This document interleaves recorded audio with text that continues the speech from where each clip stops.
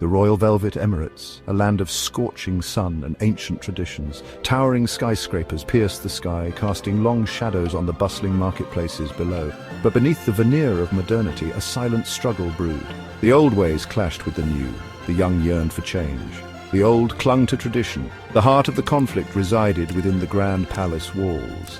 Sultan Zayed, a man hardened by years of unchallenged rule, watched his people with a mixture of pride and apprehension. His son, Prince Mustafa, embodied this growing tension. Mustafa, educated abroad, returned with radical ideas and a burning desire to modernize his homeland.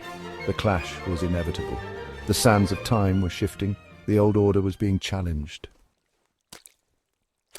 Sultan Zayed ruled with an iron fist, his every word law. He believed in the sanctity of their ancient customs, the wisdom passed down through generations. Technology, in his eyes, was a corrupting influence, eroding their values and traditions.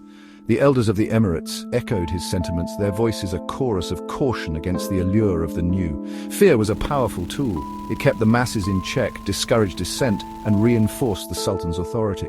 The younger generation, raised on a diet of globalized information and technological marvels, felt stifled. They saw the world racing ahead while their nation clung to outdated practices. The Sultan, however, remained unmoved. He saw himself as the guardian of their heritage, a bulwark against the tide of change he believed threatened to wash away their identity.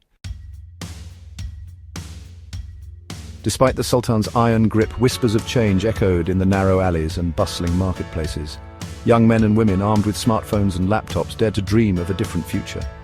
They envisioned a Royal Velvet Emirates that embraced progress, a nation that could stand tall on the global stage. Among them was Prince Mustafa, the Sultan's own son. I have returned from my studies abroad, my mind brimming with ideas. I see the potential for innovation, for harnessing technology to improve the lives of our people. But I also understand the deeply ingrained respect for tradition, the reverence for my father's authority. I must tread carefully to advocate for change without inciting rebellion. The tension finally erupted when Mustafa, driven by his vision, decided to implement a pilot project. He envisioned a network of AI-powered irrigation systems that could revolutionize their agriculture, making it more efficient and less reliant on their dwindling water resources. He believed this project would not only benefit the nation, but also demonstrate the positive potential of technology. This project, it can benefit our nation greatly. It will show how technology can be a force for good. His proposal, however, was met with fierce opposition. The older generation, led by the Sultan's trusted advisors, saw it as an affront to their traditional farming practices, a dangerous gamble with their livelihood. The Sultan, torn between his adherence to tradition and his love for his son, faced a difficult choice. His decision would determine the fate of Mustafa's project and send a clear message about the future of innovation in the Royal Velvet Emirates. Adding another layer of complexity to the unfolding drama was Anifa Imana, the nation's first sentient AI, developed in secret at Mustafa's behest. Anifa, with her ability to analyze vast amounts of data and predict future trends, became a symbol of the technological advancement the older generation feared. Her very existence was a challenge to the established order, a glimpse into a future they did not understand and instinctively resisted. When consulted on the irrigation project, Anifa presented a compelling case, using irrefutable data to demonstrate its potential benefits. She highlighted the long-term risks of clinging to outdated practices, painting a bleak picture of a future ravaged by drought and economic decline. Her analysis, delivered with cold, hard logic, shook the foundations of the Sultan's convictions. It forced him to confront the possibility that his resistance to change might be doing more harm than good. Section 6. The Sultan's Dilemma. The Sultan found himself trapped between two worlds. On one hand, he was the guardian of tradition, the protector of their cultural heritage. On the other hand, he was the leader of a nation on the brink of change. A father who loved his son and recognized the merit in his vision. The weight of his responsibility pressed down on him, forcing him to confront his own deeply held beliefs. He spent days in solitude, wrestling with his conscience, seeking guidance from the ancestors he believed watched over him. The silence of his ancestors, however, only amplified his turmoil. He realized that the answers he sought were not to be found in the past, but in the present, in the hopes and dreams of his people, both young and old. Section 7. A Bridge Between Worlds. The turning point came when the Sultan, in a gesture of humility unheard of in his reign, decided to visit Mustafa's project site.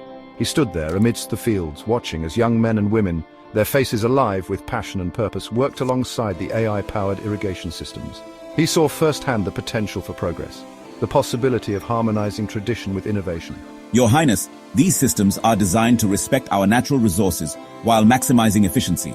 We are not abandoning our roots, we are nurturing them with new tools.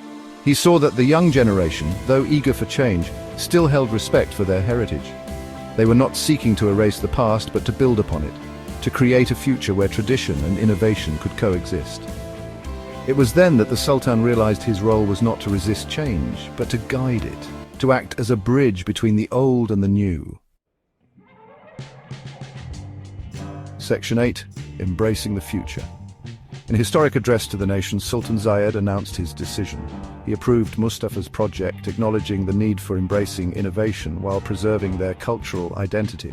He spoke of the importance of learning from the past, of adapting to the changing times, of building a future where the Royal Velvet Emirates could stand tall and proud on the world stage. His words sparked a wave of hope and optimism throughout the nation. The younger generation celebrated the victory of progress, while the older generation, reassured by the Sultan's wisdom, began to see the potential benefits of embracing change.